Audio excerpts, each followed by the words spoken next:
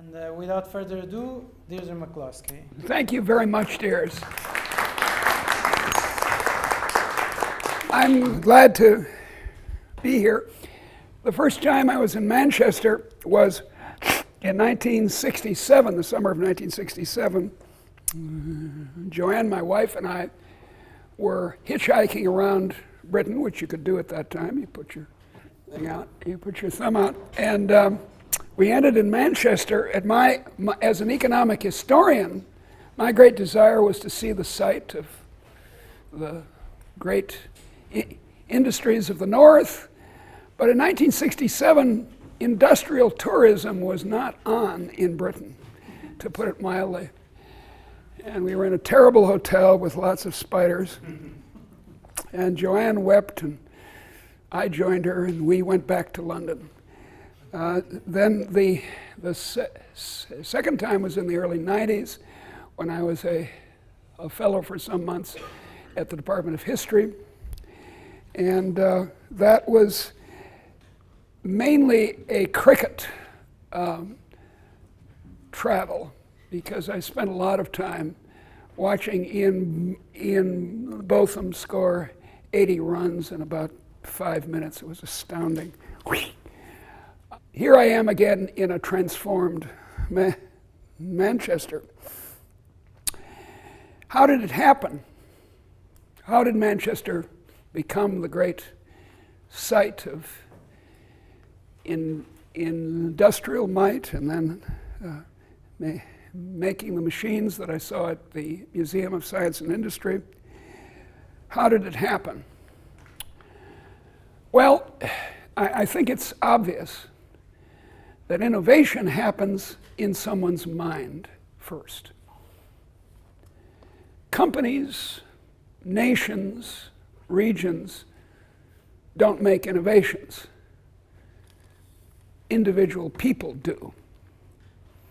There had to be an Arkwright before the machine. Arkwright, the barber and maker of wigs.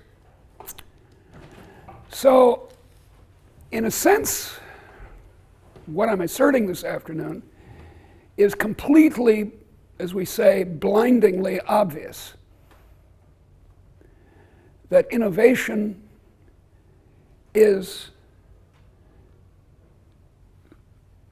comes from the mind of humans. The more human minds you have of the same permission, the more innovation you're going to get. Slaves on the whole, with certain interesting exceptions, don't innovate. Wholly ignorant people can innovate and do, sometimes in a small way, sometimes large, mostly in small ways. Innovation being more than the great scientific, industrial, biological discoveries. You innovate. If you open a new hairdressing salon, something that I need right now, if you could tell me where it is, in the neighborhood, in which you put your heart and mind and venture. The laborer who moved from the highlands to Edinburgh or further afield was venturing, had the idea in his mind that maybe I could do better than growing oats on a small plot in Inverness.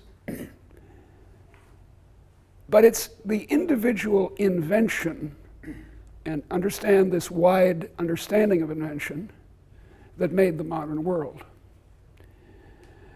Now, the usual way that economists and their followers, I'm an economist, talk about the coming of the modern world, the coming of this building, or of those amazing technologies in the back, or the wood that depended on bandsaws, or this carpet which would be a miracle in the 18th century. The usual way that economists speak about modern economic growth, for example, your man W. Arthur Lewis, or my man Theodore Schultz, who shared a Nobel Prize on this issue, is through capital accumulation.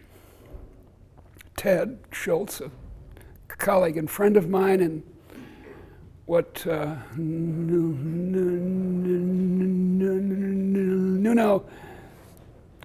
correctly called the golden age of Chicago economics in the 1970s, emphasized human capital. He was therefore one of the very first to emphasize women's education in poor countries.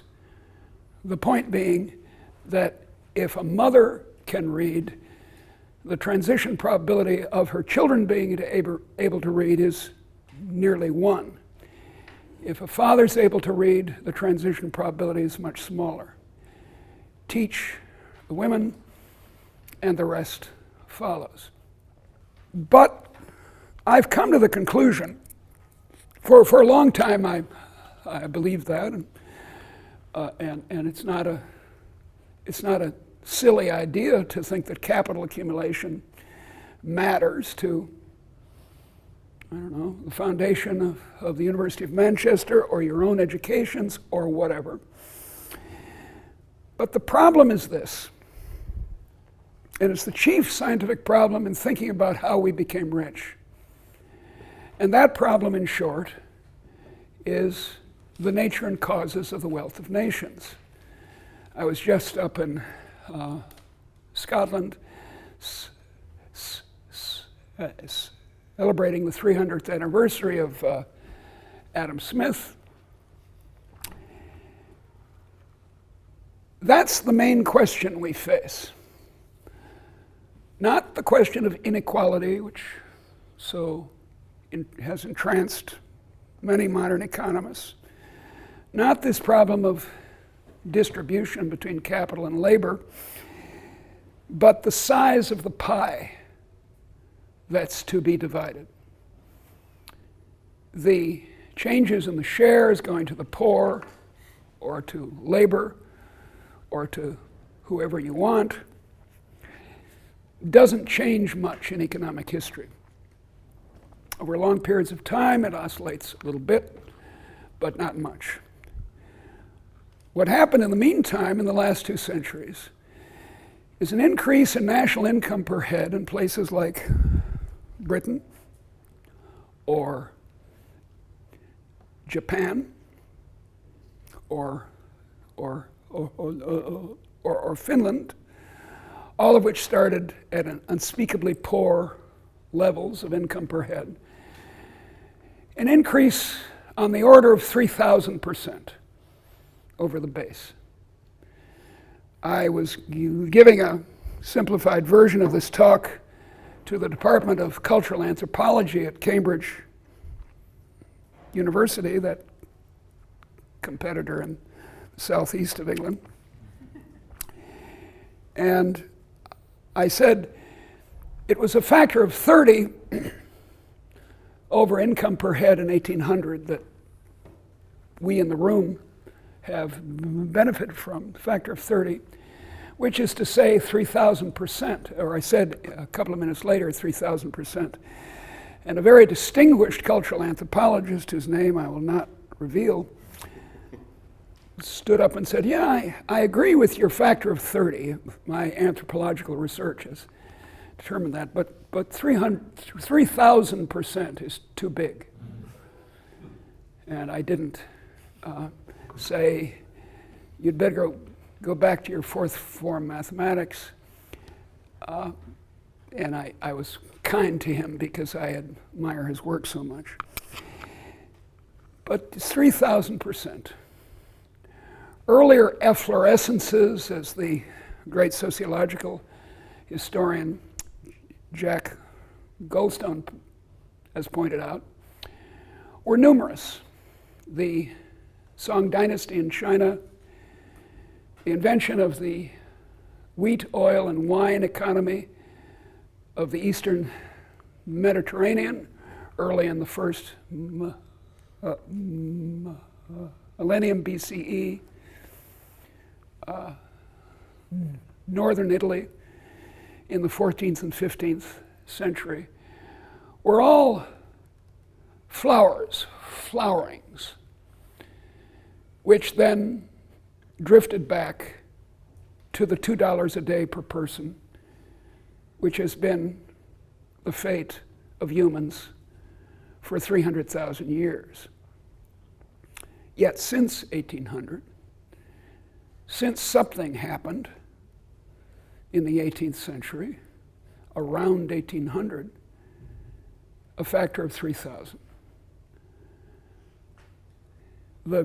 One of the great books of the 20th century, 1066 and all that, the more you know about English history, the funnier it is, says of the Industrial Revolution, around 1800, all the rich men in England discovered that women and children could work 25 hours a day without most of them dying or becoming excessively deformed. This was known as the Industrial Revolution. And that's not what happened. Nor indeed is capital accumulation what happened. The reason is very simple. And we've understood this in economics basically since Adam Smith first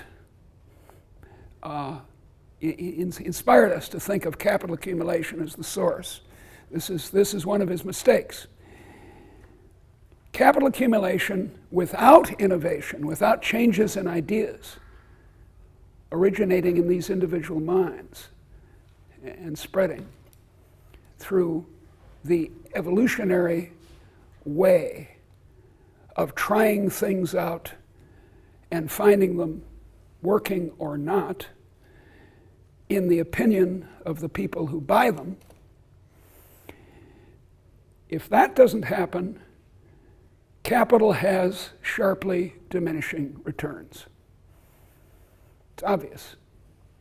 If you own an automobile, I suppose it'd be nice to have two, because then your husband could go where he wanted, as long as he doesn't drink at the other end. But if you have three, the third one, the fourth one, the fifth one, obviously the value of the marginal product or the marginal utility of the fifth motor you have is even below zero. It's rubbish in the front yard. So you see that capital accumulation by itself can't be the core source of economic growth.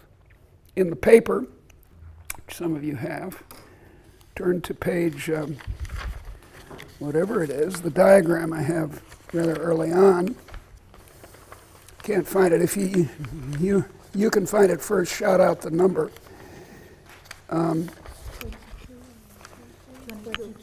22. There you are. This is a standard diagram in economics, diminishing marginal product. And it's clear that improvements in allocation, improvements in property law, increases in capital accumulation, increases in foreign trade, increases in the static improvements that bring us to the production possibility curve, or in the case of foreign trade, slightly beyond, are inadequate to explain a factor of 30. It's obvious from the mere diagram. So it has to be innovation. It has to be improvements in how we make iron, or cotton textiles, or educations, or wheat. It's innovations that made the modern world. And the big question is, why then? Why not before? If, for example, slavery explains the great enrichment, as I call it, of the 19th century and its beginnings in the 18th century in, say, Britain, if the slave trade, as is popular in some circles, if slavery did it, why not in Africa itself, where the slaves came from? Why not the Middle East, which had as large a slave trade as West Africa did from the east coast of Africa, which lasted longer than the West African slave trade? Why not Brazil, or the Caribbean as the place where the new ideas, the innovations happened? Why not indeed the glory of Greece or the grandeur of Rome?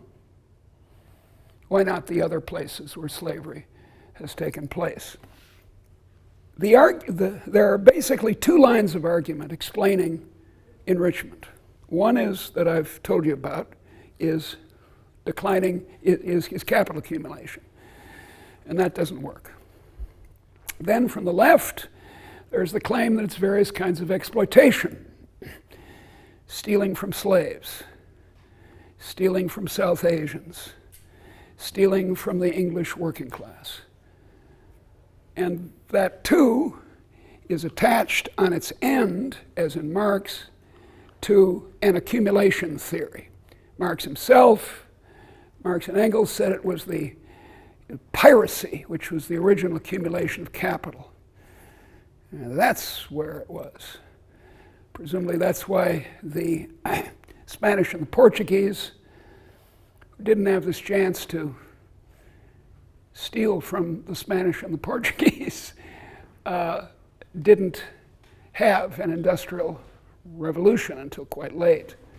Whereas England and its various maritime heroes could steal, and the Dutch could steal from the Spaniards, and this would start the capital accumulation. That doesn't work either. Stealing is too impoverished a technique of improvement. If you want to steal from somebody, don't steal from the South Asians, steal from the French. Steal from rich people. It's not a wise business plan to exploit the global South, exploit the damn global North, if you're going to think that stealing is a good way to become rich. But only if it's attached to this incorrect theory, this obviously incorrect theory of capital accumulation by itself, can you explain a factor of 30. You see what I mean by saying that the size of the event is crucial to its scientific explanation. You can't make sense of the various ways that people have tried to explain the Industrial Revolution and the subsequent Great Enrichment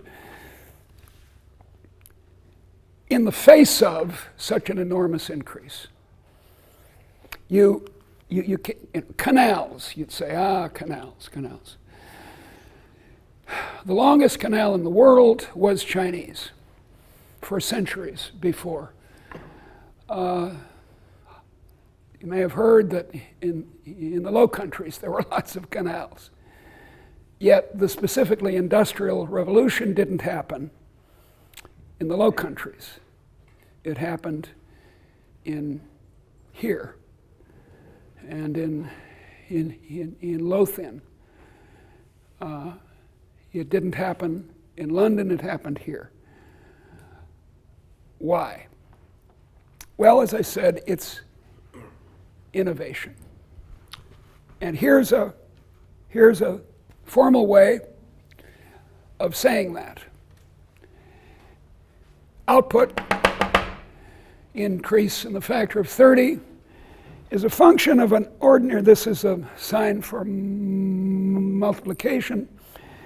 You multiply a conventional, so-called neoclassical production function. You can put it in as many terms as you want. Capital and improved labor, that's a skill coefficient. That's where education goes, or improvements. Joe Mulcair has argued somewhat persuasively that S is big between England and, say, France in the 18th century, and that the skill of English mechanics was higher than in France. So that's the sort of argument he's making. Okay, that's the convention. But here's where the action is. Here's where the 3,000% comes from where it comes, I guess you'd say in English. A function of the dignity accorded to invention, innovation, and the liberty. I have to use B because I need L elsewhere. And the rents, whether in cash or in prestige, glory, to be earned from innovation. You invent a new theorem in mathematics, Euler's theorem on edges and corners of polyhedra, and you get glory, you get mathematical glory. That's in there if you want it. Or you invent the spinning jenny and make one of the largest fortunes in England. Dignity, the D term, is about the dignity that the rest of the society accords the bourgeoisie. People see the title of the three books in which I outlined this, tried to prove it, and they notice the word bourgeois, and they don't read the book. I mean, look, there are a lot of books, I understand, but they think, aha, Deirdre believes, as Max Weber did, that there was a change in the character of the bourgeoisie. They became harder working and saved more, and they had the Protestant ethic, which is, all this is nonsense. Max Weber's The Protestant Ethic and the Spirit of Capitalism is one of the great books of the 20th century. If you haven't read the book, go home tonight and read it. It's very, very good. But it's mistaken, more or less on every count. The theology is wrong. The social history is wrong. The economic history is completely wrong. His reading of Benjamin Franklin is laughable for its lack of a sense of humor. So it's wrong, wrong, wrong. Yet in one respect, it's absolutely correct. It says that ideas are what drive the modern world. That it's what's in the head of people. And one of the things, and you can show it as I do in volume 3, one of the things that changes between the time of, say, Shakespeare and Jane Austen is the dignity accorded to innovators, bankers, manufacturers, and so forth. Dear Jane had a brother who became a banker. It's true that he later became a priest like his father, but he was a banker in London. And she was by no means, although of the rural gentry, the lower order of the rural gentry, being the daughter of a clergyman, she nonetheless was not scornful of the bourgeoisie. Shakespeare was. Shakespeare, the son of a glover and himself a bourgeois manager of theater companies, retired and had a phony history of his family written so that he could become a member of the gentry, at least in his own mind. In all his plays, the bourgeoisie is laughed at or scorned, even in his most economic play, The Merchant of Venice. The Merchant of Venice is Antonio. Antonio is in love with Bassanio, the aristocrat, and that's why he's sad in the first scene. And although it's doubtful that Shakespeare knew any Jews at all because they were still being excluded from England, his Jew, though he speaks in blank verse as though he were a nobleman, nonetheless is not an admired character in the play. So there's a great change. This isn't my only piece of evidence. I have lots of it. But there was a great change in the attitude D. B is liberty, B being the second consonant that happens in it. And it changed. We were speaking before we came over about a fact that Eric Jones, the great economic historian, pointed out, that in the 1730s, judges in England, not in France or Germany, started disallowing the claims of guilds that a visitor from another place had to join the guild. So this monopoly of labor, of carpentry or masonry or whatever, was being essentially ignored or abolished in England in the early 18th century, and not in many other places. Liberty of various sorts. There wasn't free trade in England by any means, as the Scots, smugglers of wine and brandy, knew well. Burns spoke of the deals awa with the exciseman. The devil dances away with the imposer of import tariffs. But England became slowly a freer place. The United States, Thomas Jefferson says all men are created equal except his slaves, which he didn't free even children by Sally Hemings, he didn't free even after he died. So it's a slow progress. It's gradually expanding liberty of invention, and it finally has an effect. And then rents, economists understand, except for perfectly inelastically supplied factors of production, are temporary. There's a rent to be earned by being the first, as what's his name? Jeff Bezos was, to realize that this invention of the internet and could be used to reinvent the great mail order companies of over a century ago. In my country, Sears, Roebuck, among others. That's what he did. That was his great idea. And this made him the richest man in the world. That's the R. But it could also, as I said before, be sheer prestige, as it is in our world of academic life, since we don't become multi-billionaires by publishing papers in the Journal of Political Economy.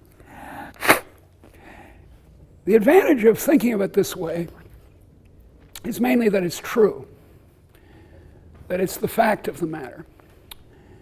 Its advantage from an entirely formal point of view is that there are no diminishing returns to these factors, these ideational, I wouldn't call it idealism, and I wouldn't call it by the sloppy and sort of simple-minded and irritating word culture.